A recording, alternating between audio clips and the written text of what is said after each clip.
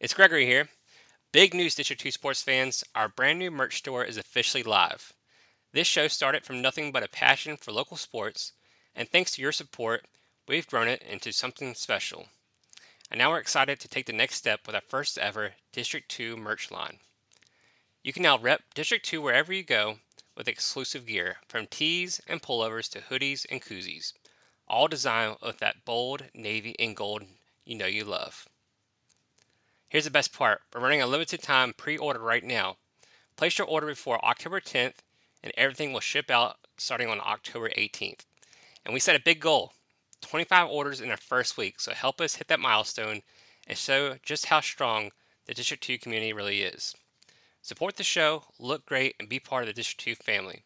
So head over to district2sports.bigcartel.com and grab your favorites before they're gone. You can also access our store on our Facebook page. We thank you again for supporting the District 2 Sports Podcast.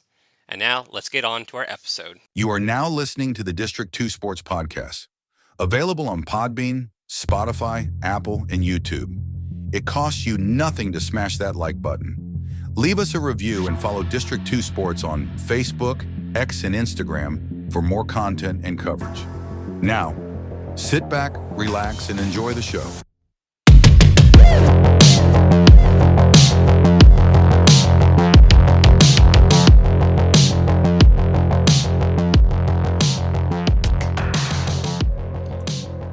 Welcome to District 2 Sports Podcast fans and listeners. Boy, what a treat it is tonight to have our special guest on. I'm just going to go ahead. He doesn't know it yet, but he's my best friend now in high school sports, so I'm just letting him know right now. And former EC Glass assistant coach, former head coach at William Fleming, and now we'll welcome him back to EC Glass, the head coach of the Hilltoppers, Mr. Jamar Lovelace. And Coach, we just can't thank you enough for being here tonight. Thank you guys, man, for your coverage of sports, and anybody who cares about high school sports and kids. They're a friend of mine, so thank you guys for having me. And I know I jumped on the train as soon as I saw you the other night, and I just I want everybody to know, and we don't. I mean, we have a great time on here. And, we like to ham it up and stuff like that. But our mission, Coach, is to bring some coverage to what we feel are athletes and students that they deserve it, man. I mean, some of these people are breaking necks out there just, playing sports and giving it all to some of their schools and stuff like that. So we made it a mission to, not only cover these kids, but try to help them, head to the next level, hopefully, whether it's D1, D2, D3. We've tried to make relationships on that next level so that we can try to, promote these kids onto that level and get a better education and, prepare for life, as well as try to enjoy a little bit and, continue their sports. So that's been our mission for the last almost 2 years now. So just wanted to let you know that ahead of time. Awesome, man. That's awesome. All right, I'm going to step in then. All right, so Coach, I want to talk to you. You played at Brookville. You coached at EC Glass. You all know all about the Seminole. Tell us more about the rivalries in that district and what makes it so special and such a tough district to play in. Man, even from a player, I think it's so many games that, even, you got some keynote rivalry games and, Glass and Heritage, Brookville and JF. But then there's so many other kind of inner rivals that folks might not know so much about. When I was at Brookville, it was always a big deal to play Heritage because we kind of, we're right down the road from each other. The way that the district lines work, there's some kids who actually live across the street from Brookville who drive past Brookville every day to go to Heritage. So just so much close-knit relationships between the communities. Even at EC Glass, Glass and Forest, share a lot of kids from kind of the Boonesboro area on in the Forest. And now when you throw LCA into the mix, just so many rivalries. And, I think one of the things that makes the Seminole District especially unique, especially over the last few years, is that, every head coach I feel like has either worked together or know each other very well. So we always say once it gets to district play, there's no secrets and, you're not going to trick anybody on the other sideline. It's all about just, which group of guys are going to show up on Friday night and execute the most. So much respect between coaches. Coach Cruz over at Force was a Brookville graduate as well, and he was a few years behind me, so obviously we know each other very well. Coach Moore, played against Coach Moore when he was at Amherst, and now we're coaching against each other from opposite sidelines. And Coach Bradley, obviously we want to beat each other. We want to beat each other there one time a year, but I consider Coach Bradley one of my closest, coaching buddies in this thing. And I just think with so much of that going on, and so much good relationships between the coaches, it only makes the competition on the field even more intense. But I think the respect we all have for each other makes us all, want to put the best brand of football that we can out there for our district and for our state. Coach, I've only seen you in action and, for just, this past Friday night. And I think coach is a misnomer for you, actually. I think that's, just telling folks that you help with the football team. You are more than that. And I want people to know that. I sat there firsthand and watched you lead young men. And I think that is a feather in your cap. It's so noticeable. And, not even talking about the game the other night, I sent you a text after the ball game, whereas it blew my mind. And you'll have to help me with his name. I think it was Demaris. You're going to have to help me. But Demaris, yeah, that's right. After this game is over, it's, everybody's gone to the huddles, breaking up and, talking on the field, congratulations, whatever. Anyway, this kid is walking up the sideline or back across the field, and he throws his hand up at the kids at GW and says, way to go, guys, way to hang in there, hard fought battle, congratulations. You just don't see that anymore. And I just said, that's got to be a direct correlation to their head coach. So, ambassador, head coach, I don't know what the proper terminology I would give you right now, but, it's a little bit of everything. So my hats are off to you, Coach. I appreciate it, man. That's one of the things that I think, if you're going to survive in this profession, for a long time, you're going to have to wear a whole lot of different hats. And I think most off, you just got to love kids, and, and all that love is going to be shown in multiple ways of holding them accountable and patting them on the back. And, and that leadership role just never ceases. So, it doesn't matter if you lose a heartbreaking game like we did. Doesn't matter if you get blown out. Doesn't matter if you win in blowout fashion. All eyes are on you. Every moment's a teaching opportunity. And, that's not something that I take lightly at all. I think especially for us over at Glass, not a lot of our guys have had, positive male influences in their life, especially Black positive male influences. So, I'm always reminding myself, no matter what, that, I got a lot of eyes on me and a lot of folks are watching, and they're watching in the low moments just like they are in the high moments too. So, I don't do everything perfect, and I'm still learning as I go too. But, leading these young men despite any circumstance is that's always number one on my list. So I appreciate it. Yeah, I don't want anybody to get the wrong idea, though. I don't want anybody to think that Coach Lovelace is a passive person. I witnessed him every play. You're in on every play. You're vocal. You're on the field, and, I see you in action. So it's so amazing to watch you in action. I guess the question I want to ask you is there a certain person or a certain coach or a certain anybody that you've patterned yourself or your coaching style after? Oh man, I've been around, I tell everybody I'm one of those people who I'm a young guy, but I mean, I've never had a serious job outside of, coaching football and being a teacher. I worked at Tropical Smoothie for 1 year when I was in high school. And ever since then I've been teaching and coaching. And, I've been around so many different styles of coaches. For me, I like to be coached hard when I was a player. My dad's a military man. He was a drill sergeant. So, I didn't grow up in a passive household. And my dad was one of those guys, he gonna tell you something one time and don't make me tell you that again. And he's an intense guy, obviously. So I think he raised us to be the same way. I think my style is probably a mix of all the different experiences that I've had. And we try to meet everybody kind of where they are. You know, some guys you got to whisper to, some guys you gotta get in their face and yell we kind of try to meet everybody for what their individual need is, but definitely not a passive coach, and we ain't got a bunch of passive guys, so I think they need that, and I think when they know you love them and when they know you got their back, you can coach them and really push them really hard, and I think they know that.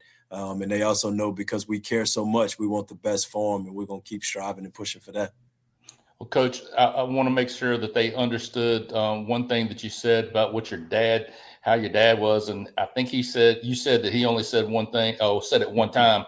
I gave them a rule in my house was the first time you didn't hear me, the second time I didn't make myself clear, and the third time, that was pretty much me going to their tails. So yeah, that's right. That's exactly how it was. I got an older brother, and my dad used to wake us up for school, and he would say, "It's time to wake up for school. Don't make me come in here again." I was like, and I still have that in my head. Even when I wake up in the mornings, like I can still hear him saying, "Time to get up. Don't make me say it again." And we would pop up, and we did not want him to come back opening that door. So, he led troops for years. So. I don't think he had any problem leading his household and leading me and my brother. So, I still got that a little bit of that in me. So, even when he calls me now, when he says go, it's time to go. And I'm still listening to him just like if I was in his house again. Coach, I still have that same PTSD as you do as well. Yeah. I want to take it back to your days playing at Brookville. Going to, I guess, your junior, senior year, when did you start getting recruited, and how did you handle that process of visiting campuses or kind of deciding on where you're going to play at the next level? Yeah, so I started at quarterback since my sophomore year at Brookville. So I played quarterback there my sophomore, junior year. My senior year, we had a running back, Darren McKenzie, played at Bridgewater. He was the former head coach in Nelson County, but he was a really good football player. He tore his ACL first game senior year. We were playing over at Turner Ashby, and he tore his ACL that game. And as soon as we had heard that news, I volunteered to kind of move to tailback. We had another quarterback, a junior, who was a solid guy. So he came in and started his senior year, and or my senior year, he came in and started at quarterback. And I played a little bit of running back, played a little bit of receiver, just kind of bounced around everywhere on offense. Going into my senior year, there was only two schools that I was really interested in. One was UVA-Wise. I'd been up on campus and visited there my junior year, and the other was Elon. Elon had I think it was a 1-10 season. So they had a complete coaching change going into my senior year.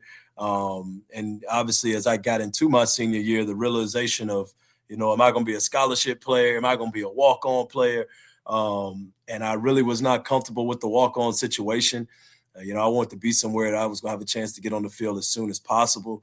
I also think when, the few schools that were recruiting me going through those coaching changes, when a brand new coaching staff comes in, sometimes that can kind of, shuffle up recruiting a lot, and coaches kind of, recruiting their guys. So then the opportunity came where it was going to be, the Division III level with Bridgewater, Hampden-Sydney, and walking on at Liberty. I had a lot of kind of hometown roots and hometown ties to Liberty.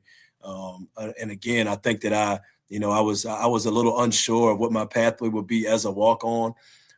So I kind of decided on Hampden-Sydney over Bridgewater. That was my next choice. I had 4 other teammates my senior year that went with me from Brookville to Hampden-Sydney. So it was a big group of us. It was 5 of us total who all graduated and went on to Brookville. I think my couple things, and even when we're talking to our high school guys about the recruiting process now, I always start with, like, how far are you willing to be away from home? That's kind of the number one question. It's like, when I was young, I said, man, I want to go to Oregon. They got all these uniforms and they look so cool on TV. But then when you get a little older and you find out how far away Oregon is and that your parents got to get a plane ticket every time they're going to come see you, then the realization of that kind of sets in a little bit more. So my thing was I wanted to be close enough to home where I could hop in the car and drive back whenever needed. But I didn't want to be right at home either. So I could get a little freedom. Hampden-Sydney was a good situation academically. My head coach at Brookville was Jeff Woody my senior year. Jeff Woody was a Hampden-Sydney grad. So, I'd already had some connections and ties with going to some games and, learning about Hampden-Sydney from him. And then I thought I would have had the best chance of getting on the field early. And, I don't think that there's any perfect place, but for me, Hampden-Sydney worked out perfectly. I was able to play for multiple years and made a lot of lifelong connections. I was able to coach there as soon as I graduated for the next year. So just a lot of connections to Hampden-Sydney, and it was a great experience for me on and off the field. Coach, we talked to Cito the other night, and we talked to him about the same thing. He's from Texas, and what drew you to Hampden-Sydney? He said he's a little skeptical, hearing about an all-guys school and middle of nowhere. But he said once he got there, I think he said the word dreamy when he got there. He said he just loved the little town and there's so much to do on campus. Well, what drew you to that college, and was it getting on the field right away, or did you kind of fall in love with the town as well? Yeah, kind of just like Carter. I didn't know much about Hampden-Sydney, and when you say all boys, you're thinking like, oh, well, that's definitely not the place for me. And it's not. It's such a different experience when you show up there on campus. Even when I was there coaching, we used to tell guys, man, just come for a weekend. Just come for a weekend. And it's no place like it. It really is. Even as a college student, sometimes, we would have the choice of, we're going to go to Tech for the weekend or go to JMU for the weekend. And what I found is that like Hampden-Sydney was the choice place to be, even for those folks that went to those other schools. It was a lot of independence. I think that, being an all boys school, it gave us some independence that I wasn't quite used to. Able to show up to class and not be worried about what you're wearing as much because, there's no girls around. So, it was a lot easier to focus on the academic piece. The brotherhood that you had being in an all guys school. I got teammates now who come to games every year and these guys I consider my brothers and treat them as such. And it's just such a unique campus with it being a small town and, Longwood's right down the street, but, Hampden-Sydney has its own little feel to it. And it's just it's definitely a special place, and I encourage everybody, if you've never been there before, it's worth the experience to go check out a game, and you see all the alumni, how much they care, and then I'm amazed at just how many alumni there are just around town, and there's so many Hampden-Sydney connections here in Lynchburg and Danville and Roanoke. Anywhere you go, it's easy to find a Hampden-Sydney grad, and they instantly feel like family, and it's a place that I look forward to going and supporting Carter and some of the guys this year. I know they're off to a 2-0 start, and one of the great things, Coach LeVar, as soon as he had got the job a year ago at Hampden-Sydney, he had set up a Zoom meeting with every coaching alumni. So anybody, whether they were a head coach or an assistant coach, and it was like 35 guys on the Zoom call, and it was just amazing to see how many arms have been stretched out from Hampden-Sydney, and it's a brotherhood that's not like many others. Coach, I'm sure you never made it over to that little school down the street there to see any of those co-eds at all. I know you never made it over there, but no, seriously, we've heard, and Carter hit on this the other night about the network of Hampden-Sydney and the the alumni and stuff like that, reaching down into Dallas. And you just, said across the state, how much do you hear from those folks, first of all, at all nowadays? And how much did your days there at Hampden-Sydney, whether playing or attending school, how much does that play a part in your life now? A huge part. The connections are kind of everywhere. There's a gentleman who, he coached with when I coached at Brookville with Coach Jeff Woody, 2011, 2012. We had an assistant coach named George Summers. Deke Summers is what we call him. And he's a Roanoke-based guy. He coached at Cave Spring for a long time, coached at Andrew Lewis, Salem High School. And, when I first got to Hampden-Sydney is when, I didn't know him until then. And, we had kind of met then, and he's a much older gentleman. And then, we ended up coaching together for a few years at Brookville. And, he coached at Monticello and Charlottesville when me and Coach Woody both coached in Charlottesville at Monticello. And now he's back coaching as an assistant coach at Hampden-Sydney again now. So it kind of shows just that full circle moment of guys, all around that care so much. Coach Summers actually used to live in Hilton Head, South Carolina. So He would do some recruiting down there. So there's a pool of guys from Hilton Head that go to Hampden-Sydney. Just everywhere you go, even when I got the job at William Fleming, Frank Flippin, who has a law practice down in Roanoke. He's one of the first guys who had reached out to me and had said, like, hey, I remember watching you play at Hampden-Sydney, and, you got the job at Fleming. Like, I live here in Roanoke, and anything you need, let me know. So, just kind of everywhere you go, you got folks from Hampden-Sydney who care so much about the school and care so much about their alumni. And it's just a special place to be. I can't, I don't think anybody gets to the position of being a head coach or frankly anywhere in life without help. And I do think it's you got to have people that's supporting you from afar. And I'm glad to be at a place like Hampden-Sydney that has such a strong network.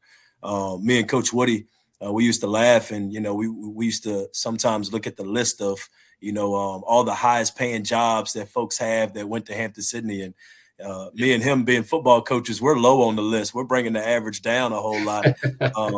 But for guys like Carter, guys that's in the economic realm and the business realm, it's just so many successful Hampden-Sydney grads that's out there, and even the ones like me who ain't making a whole lot of money, we still got those guys around that can support us and do anything we need for them. So just thankful for being there, man. And even, Coach Favorette was my head coach at Hampden-Sydney, the legendary Coach Favorette. And he'll still text me randomly and encourage me every single year. It hasn't been a year that's gone by where me and Coach Favorette hadn't crossed paths or hadn't talked. And, I'm just amazed that, a guy like him can still care enough to reach out to his former players and send them encouragement and kind of keep up with what's going on. So thankful to be, to spend my 4 years there, and thankful to be able to coach there as well. LaGrange College in Georgia is led by Coach Wes Dotson, who was my defensive coordinator when I played there at Hampden-Sydney. And, it's just so many connections with guys all over the place. And, I absolutely love it and wouldn't trade that experience for anything. You played for 4 years there in the ODAC conference, and you got to also coach, you said. We've been kind of biased. We talked about how the ODAC is, one of the best D3 school or conferences in football. So if you cover that level of competition you faced, and was your first year there 2006? Yes, sir. So I think you guys went like 4-6, 8-3, 8-2, and then 10-1 that your senior year. So just talk about that maturation from the team going from 4-6 to 10-1 your senior year as well. Man, a journey. When I first went there, I think Hampden-Sydney had a tradition of winning. When I'd gotten there, it was really an emphasis of like, man, we need to take this next step and, win the ODAC. I think winning the ODAC is going to put you in position to be able to compete nationally with a lot of the teams and at the D3 level. So for us, that first year was a 4-6 year, lost a lot of close ball games, and we grew a lot as a team. Junior or sophomore and junior year, we progressively took steps. I think something that was unique about my senior year there is we went 10-0 in the regular season. It was the first home playoff game that we had hosted in years. So we had won the ODAC 2 years of my experiences there, but that senior year was so unique because we were 10-0. Before our first loss. We actually lost that first home playoff game to Johns Hopkins, but we were 10-0. And out of the defense, I was a starter at the safety position, and out of our defense, I think we had 9 senior starters, and these were 9 guys who had all been together for 4 years. We even had 2 guys that were fifth-year guys. So, I think that was, Coach Dotson was our defensive coordinator at the time, and I think our average age on defense was like 21 and 4 months, which I think was, probably one of the oldest average ages of a defense that you could have playing at the D3 level. And it was just such a unique experience for us because we had played together for so long. When we got to that senior year, we all knew each other very well. We all knew exactly what our goals were going to be. Even before that senior year, we had spent time, we had driven up over the summer and spent weekends there, just working out and doing 7-on-7 stuff and stuff without coaches even being around. And I think that was so important for us and our chemistry. going into that senior season. But just a very unique experience to play with some really good guys. I'm a huge advocate of Division III, just because it is a lot of really good ball players who are playing Division III ball, and so everybody wants to get a scholarship, and nowadays everybody wants the NIL money and play in front of as many people as possible. But playing in the ODAC, you're gonna play in front of thousands of people. Your family and the local folks are gonna be able to watch you play at multiple schools, sometimes home, sometimes away. And I just think the brand of football and the quality of football that you'll be playing every Saturday is going to be big time. And I talk about the experience all the time with guys too.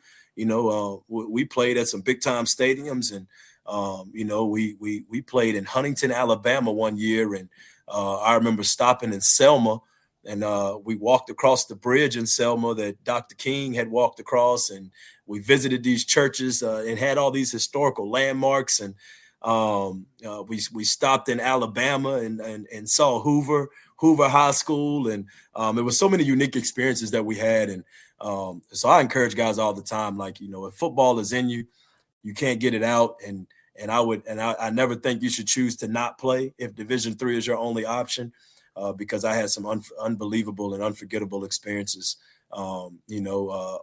playing for Hampden-Sydney, and I think the ODAC is such a high quality league.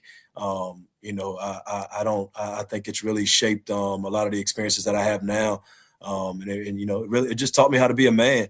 I think that's what football is supposed to do. Is it's supposed to teach you a little bit about manhood and how to handle things. And I think Hampden-Sydney was the perfect kind of launching board for me to learn many of those lessons. Coach, kind of a twofold question. What does it mean for you to have the administration, especially your athletic director, behind you at Glass? For those that don't know, you were the first African-American to be named head coach since everything was integrated, and what an accomplishment that is. And I don't care what color your skin is, you deserve that head coach position no matter what. And I want folks to know that out there. But the other thing I was going to ask you, do you have a tendency to maybe take over programs? I know it was coming home for you, but you go to Fleming, guys hadn't won a game in forever. They hadn't won a playoff game, much less than that. So is it something for you? Do you love the rebuild, or how does that work in your life? Man, that's a great question. Someone's asked me before, like, man, you just like these challenges, don't you? I've always, I'm a spiritual guy and a believer, and I always think I'm gonna go where I'm being led to go. I'm always trying to be as thoughtful about that in the professional decisions that I've made in the past. It was really hard for me to accept the Fleming job. It wasn't because of the state Fleming was in or anything about, being at Fleming, but, I loved where I was, and, I loved working for Coach Woody. Some of the assistant coaches on that staff were, my best friends, and I really did not want to take another job because I was just so comfortable where I was. But I did felt led to be there.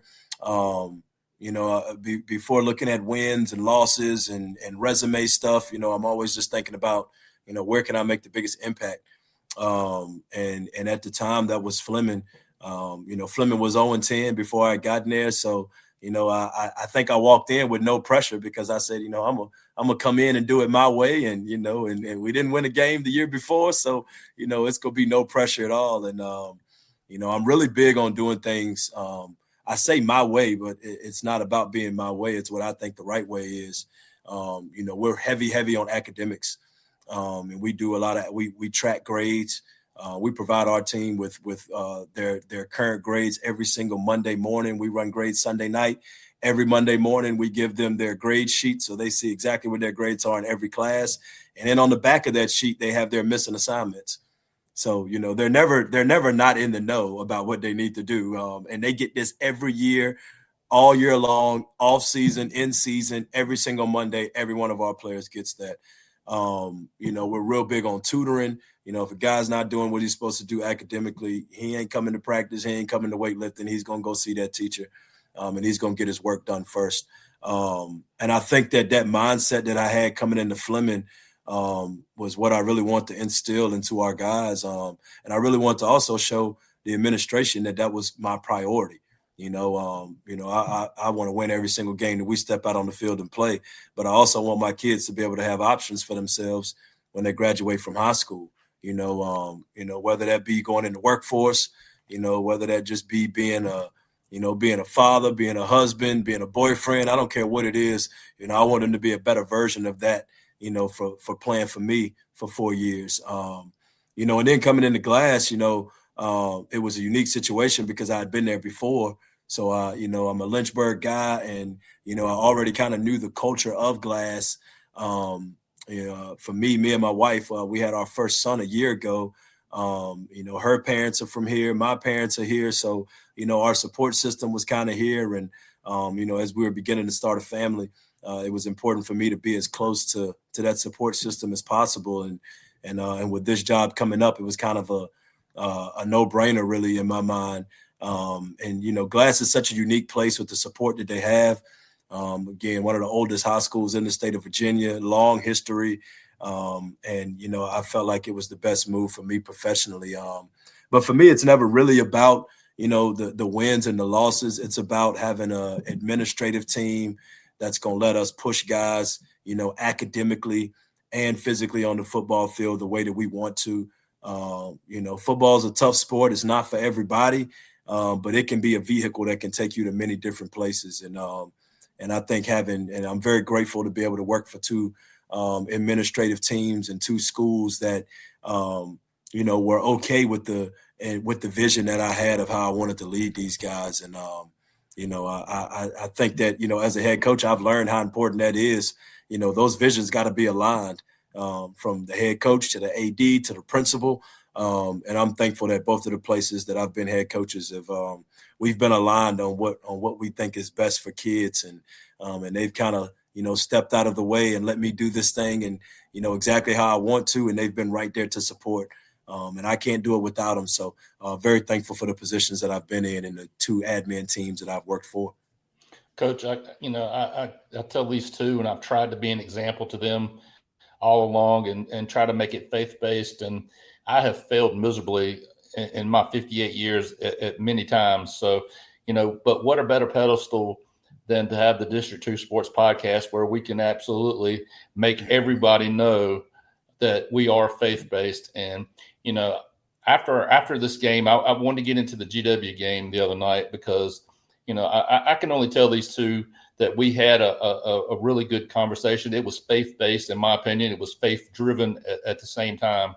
But, I let people know real quick that if not for a certain situation in that ball game, not to say you were never in the game by no means, I really feel that if Holloway doesn't go down after the first quarter, I feel like we've got you have a real true probably a win under your belt, actually. And if it didn't come down to that last 5-14 and maybe your guys were a little tired, I think it's a different story. But, I asked you prior to the game because I saw Elijah on the sidelines and, and I told these two, I said, your mentality wasn't, hey, don't feel sorry for me. It's next man up. It's time for somebody else. We got other players that can play. Let's let them stand up and take his place. So I guess my biggest question is Elijah back this week, and will Jaleel be back this week?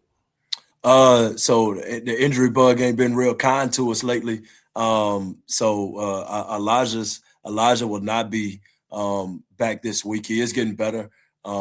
He only played a quarter of the Salem game in the opening of the year, and kind of started the year off with a bang. Had a big touchdown run against Salem.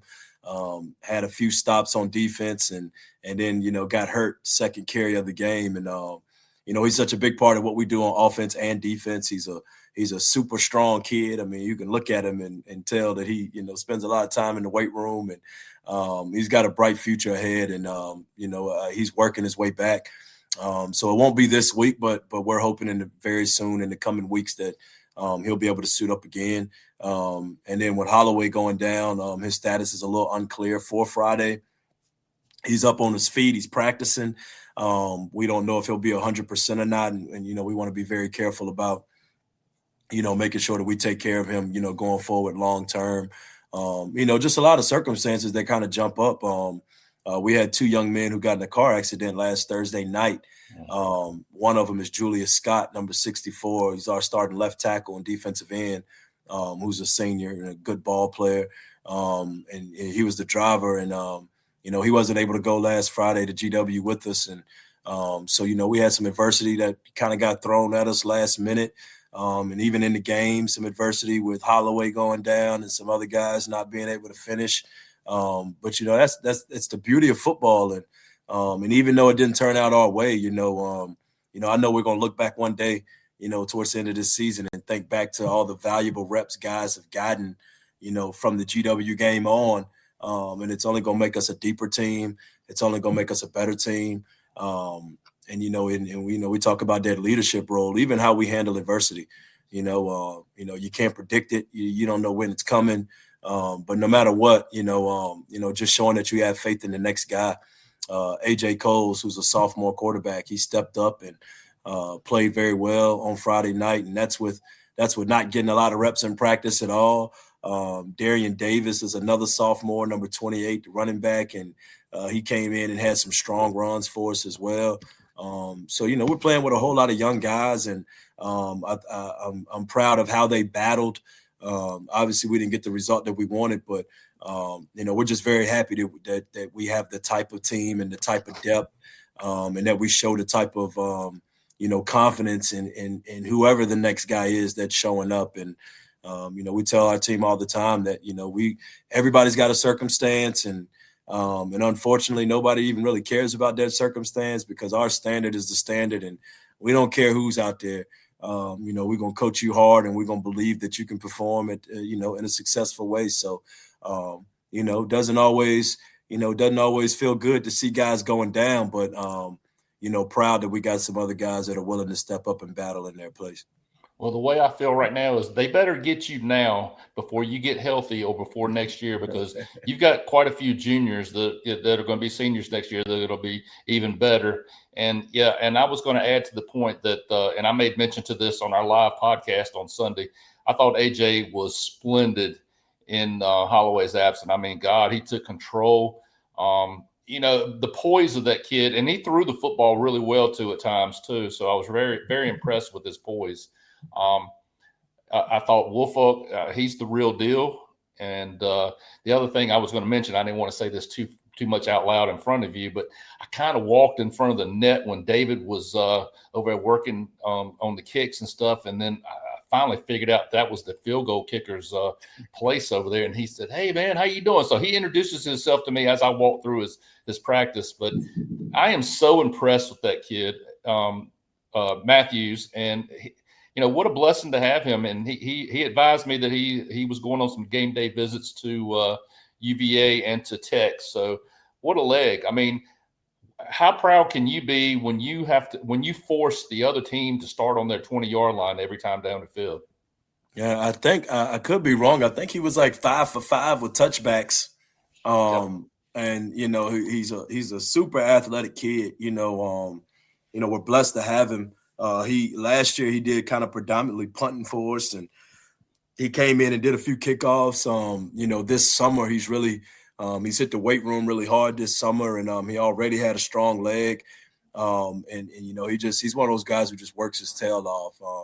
I get a text message every Saturday, "Coach, what time you going to the school?" Like, because Dave wants to get out there and get some extra kicks in, and he's one of those kind of, I say old school guys now, because, most guys, any extra work they're doing nowadays, they want to videotape it, they want to film it, they want to put it out on social media.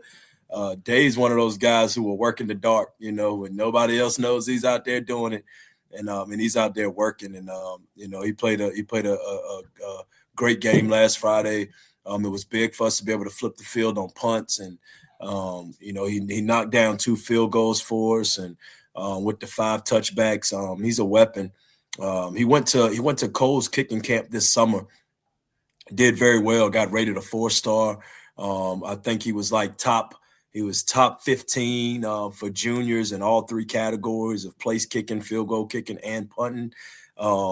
the kicker from GW who made I think it was like a 40 something yard. 49 yarder, I mean, yeah. and he's got a great leg. Him and Dave did some work together this summer at that camp. So Wow. I know they got a lot of respect for each other. And I thought last Friday night was a very good display of two great high school kickers and how special teams can play such a big role in a game. Dave's only a junior, so we'll have Dave back again next year. And Dave's got a big, bright future in front of him. He's a 4.0 kid. He eats, breathes, and sleeps this thing. So some college coach is going to get not only a good student and a good kid, but, someone who loves football and does things the right way. I'm very thankful that Dave is suiting up for us. And, I got a lot of respect for him and how he goes about his work. And he's got a bright future ahead of him. Twofold question. I'm sure you guys watched film Saturday or Monday or whatever. I'm going to start calling him Houdini as well, because the play he made in the first quarter when that snap got away from him, for him to get away from all those players that are after me and still get the punt off was absolutely amazing. I mean, I thought that was an absolute beautiful play. It saved you a lot of field position right there too. But the other question I was going to ask you was, and I know you had 3 points in your pocket, so I'm not doubting you at all. Did you ever think about going for it on fourth down when you were down there, when you kicked the field goal to go ahead? I did. I think I hesitated for a little while too when we first, it was a long few yards, but I felt like we were kind of rolling at the time. I'm a defensive, I played defense in college. I played quarterback in high school. I played defense in college. When I was previously at Glass, I was a defensive coordinator. Now I'm calling the offense, so I feel like I'm at least, pretty well-rounded on both sides of the ball. And I still think I think like a defensive coach sometimes in certain moments. Our defense had been playing well. We gave up a touchdown first drive, a field goal the second drive, and then after that, it was stop after stop after stop. And I wanted to put the defense in position to get another stop again. I'm also a big believer of being in rhythm. And although we had a little rhythm on offense, I thought Dave was in such a good groove that I wanted to go ahead and get those 3 points right now. I think back on that all the time, and I say, man, if we would have went, coaching's the biggest look in the mirror job that you can have. I don't know another job where you're looking in the mirror as constantly and consistently as you are as a coach. So obviously, maybe hindsight 2020, that would have been a good decision. But, I always want to lean on our defense when they are playing well. And I always want to lean on our kicker when he's in a groove to go out there and give us 3 points. It's funny you mentioned that about Dave in the first quarter, because he's, some of the best things he's done is jump up and snatch these one-handed, catches on errant snaps. And even after that play, he'll run to the sideline and say, like, Coach, I'm sorry. I should have kicked that deeper. And I'm like, man, you just pulled off a magic trick just to get that ball down and to get it down the field. So, yeah, anytime he's in a groove, I'm going to always lean on him as much as possible. And then anytime I feel like our defense is playing well, I want to show confidence in those guys by saying, we're going to knock down 3 points and Dave's going to put it in the end zone, and, we're going to make them have to drive down the field and score, and which they did, to their credit. But I do think if I had to make that decision again, I'd probably make the same decision. But it's always on my mind when it's 4th and short. Should we go ahead and try to punch it in? I think what am I willing to live with is always the biggest question. And had we not gotten that first down, I would have beat myself up for not leaning on, a hot kicker at the moment and a defense that had been playing well. Well, Coach, I kind of want to go back to that standard that we were talking about earlier that you hold your players to. I mean, when it comes to academics and just being a better student, better person in general, how do you go about, connecting with these kids, like getting that point across to kids who are 15 to 18 years old? It ain't easy. We call our standard, it's kind of like our player development piece. We call it the blueprint. And I call it the same thing when I was at Fleming. Luckily, I've been at 2 schools where, it's been predominantly blue. But when we mention the blueprint, if we even say that word in front of my players, anybody who's ever played for me, they know exactly what you're talking about. but we kind of have it. We call it 3 pillars. The first pillar is academics. All of our players have to at least maintain a 2.0. At any point of the year, if you drop below a 2.0, then it's mandatory tutoring.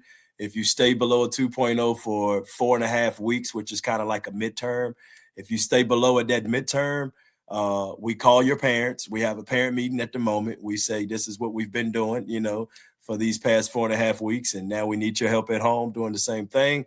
And if you go 9 consecutive weeks below a 2.0, then you lose the opportunity to be on our football team.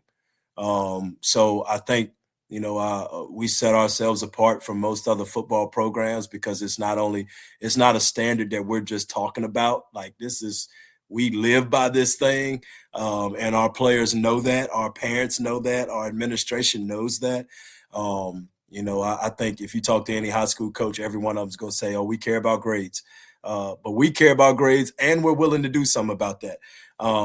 So, from the tutoring to the relationship building piece with our colleagues, I think our colleagues in the building really respect us because they know that, we're gonna address everything that we can in the classroom. We're gonna help support in every way that we can in the classroom. We're gonna put the academic piece first. I've said this many times, and I believe it. The VHSL standard for eligibility is passing 5 classes.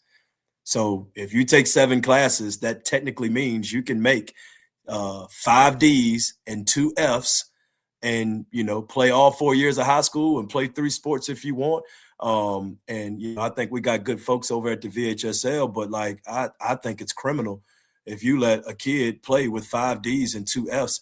5 Ds and 2 Fs is a 0.6 GPA.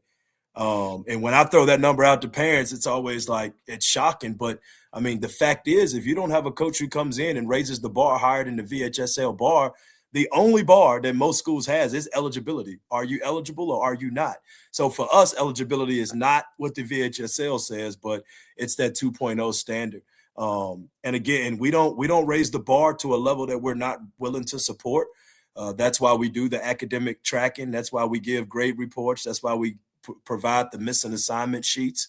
And since we are a year-round operation with our workouts, then we feel like we got to be a year-round operation with our academic piece as well. And I think that's really what sets us apart. That's one of the pieces that nobody sees. So, obviously you're going to look at the scoreboard every Friday night and you're going to say, what type of team are they? But every chance I get to speak on that, I always do, because that's the type of team we are. We got a bunch of kids who, they get a grade report sheet every single Monday. They know exactly where they stand, and they do that, and they get that all the way to graduation week. And if you play for 4 years, you get that for 4 straight years, every single week that you're in school. And I think that shows them how much we care about them, not just on the field, but what happens to them when they graduate and the positions that they can put themselves in. And we talk about that VHSL standard all the time. And, we always say that eligibility for VHSL standard is nowhere close to recruitability. Like, you cannot find any college coach that's going to be even somewhat interested in a kid that has a 0.6 GPA. Even a 2.0 ain't recruitable, in the sense of, going to where you want to go. So for us, that academic piece is the first pillar of our blueprint. The second pillar of our blueprint is attendance. Attendance for us is not mandatory, but communication about attendance is mandatory.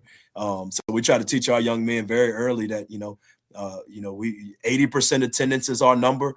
So even for the off season, we need you there 80% of the time. Obviously, if you play another sport for EC Glass, then that's 100% attendance during that sports season. But if you're not playing a sport for Glass, then you either need to be with us or you need to be accountable to letting us know where you are. And I think that kind of trickles down to the real world. And, we talk about making our guys better employees, and that's a big piece of it. You can't have no call, no shows. And if you are going to miss a day of work, you need to let your boss know why you going to miss a day of work and what's going on. So for our guys, that big accountability piece just shows how much they're bought into the program. And then the third pillar, we call it citizenship, which just simply means how you're acting. For a lot of our guys, they know that it's not just the in building behavior that we care about, but even the behavior outside of the building. you can do things outside of the building in the streets that can disqualify you from being on this team. The things that you post on social media, the videos, and all those decisions that you're making outside of the field, they reflect us, and they reflect our program. So obviously there can be consequences to guys who don't handle that the right way.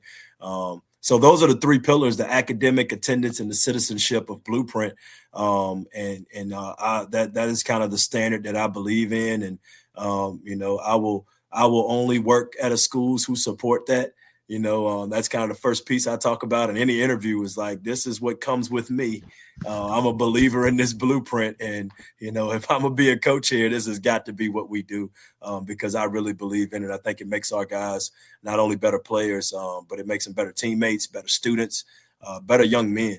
And that's something that I'm a firm believer of. Coach, I've studied this Seminole district here tonight, especially.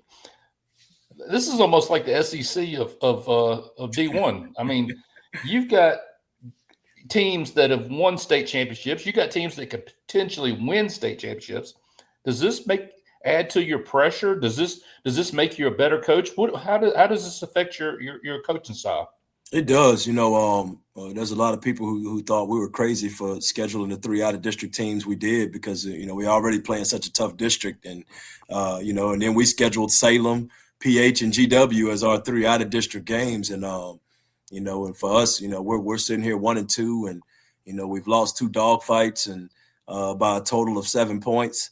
And we won another dog fight game 1, so – I'm a firm believer in just I think playing the best competition is going to make you the best team.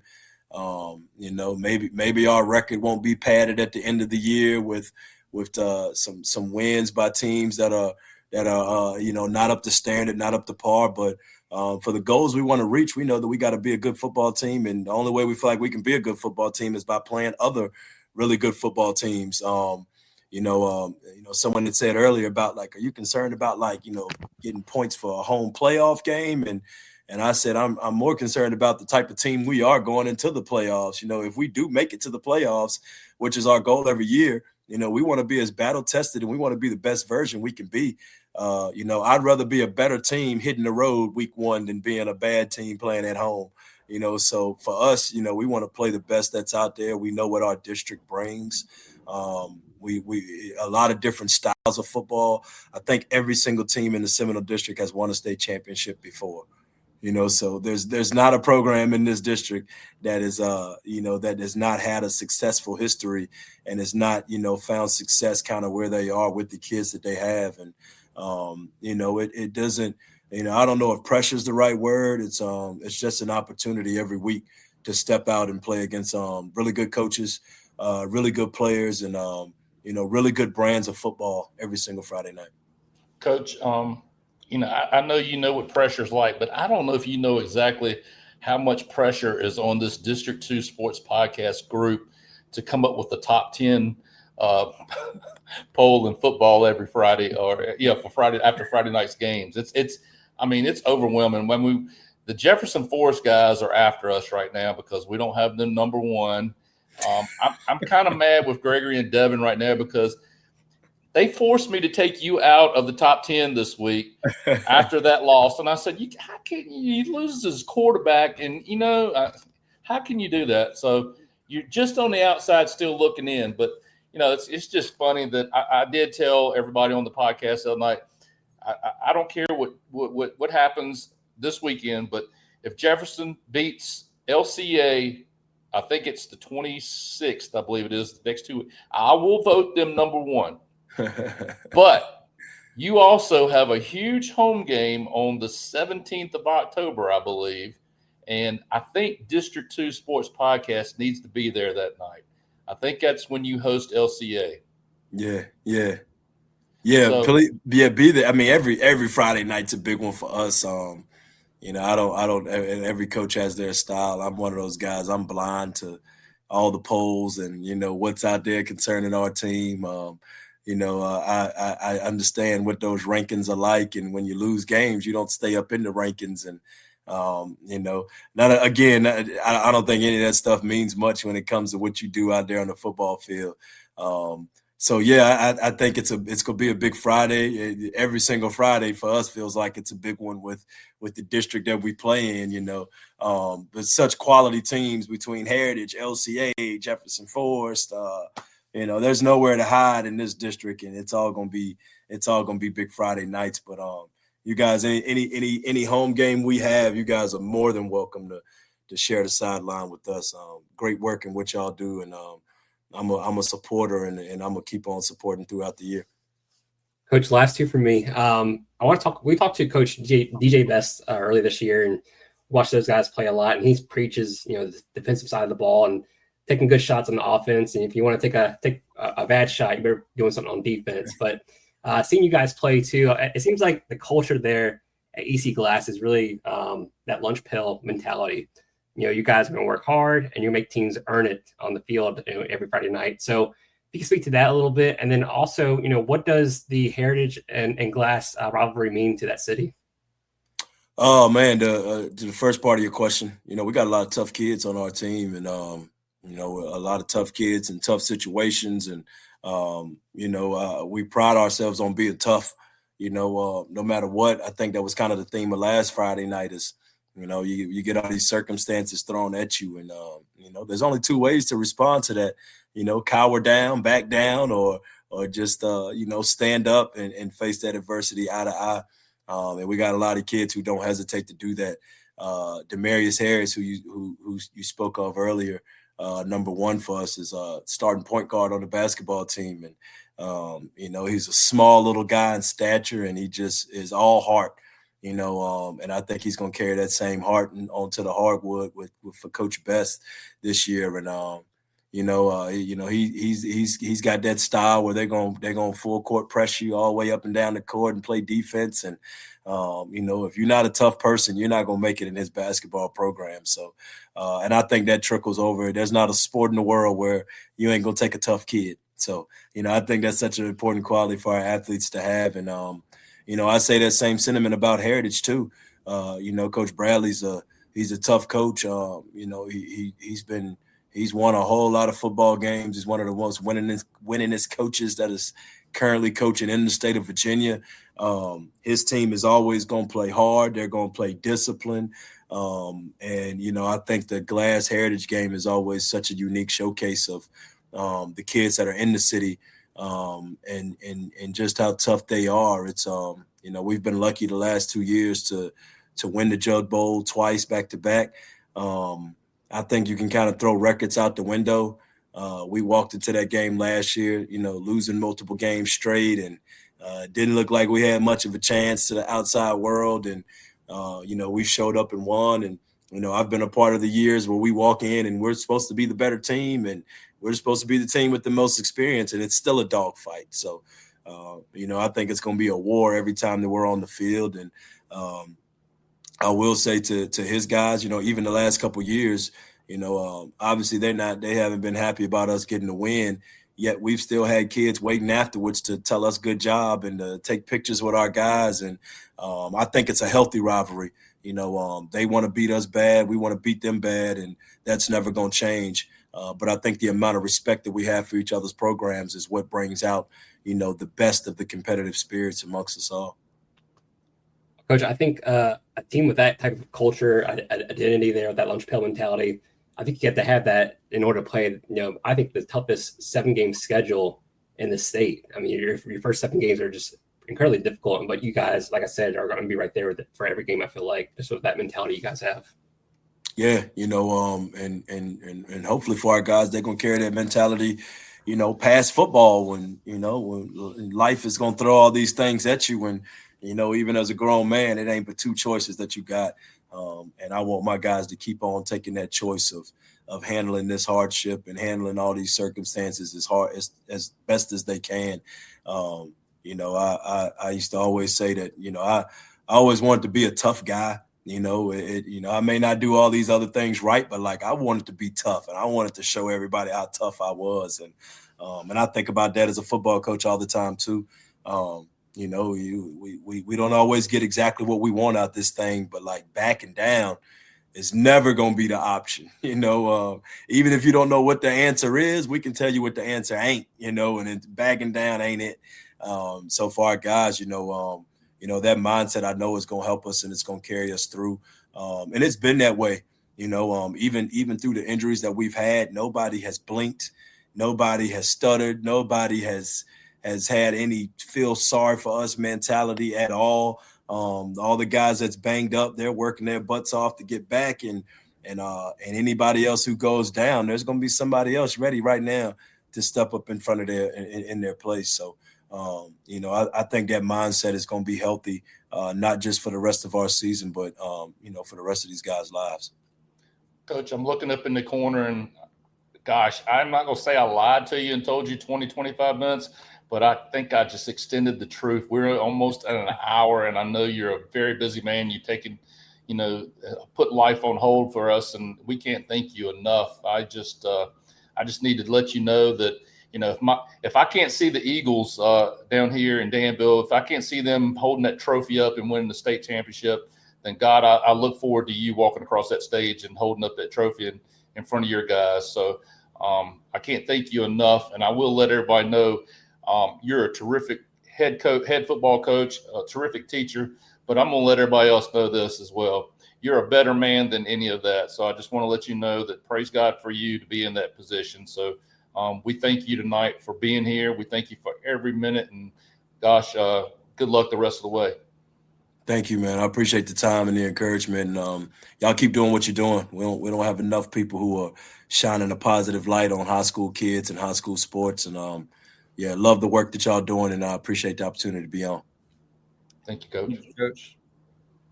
Thank you again to Coach Jamar Lovelace for coming on with us. We do appreciate him and his time. He took about an hour of his time out of the day to talk with us about his career, and we do appreciate that. And we know all these coaches are preparing for the next game, but it was fun to learn about his career there at Hampden-Sydney and then taking over there at EC Glass. So we wish them all the luck the rest of the season. If you're going to the LCA at Jefferson Forest game tonight, Devin will be there too. He'll be on the sidelines. He may be wearing his District 2 shirt. Probably not, because that's Devin. But if you do see him, go there and talk to him and bother him and make him feel unwelcome there. So it'll be a good one. But thank you guys so much. If you haven't yet, go back to our Facebook page and look at or watch our video on the suicide awareness benefit we're hosting on October 25th at Ballard Brewing in Danville, Virginia. It's for a great cause, so any donation you can provide is greatly appreciated. Thank you guys so much, and have a good weekend.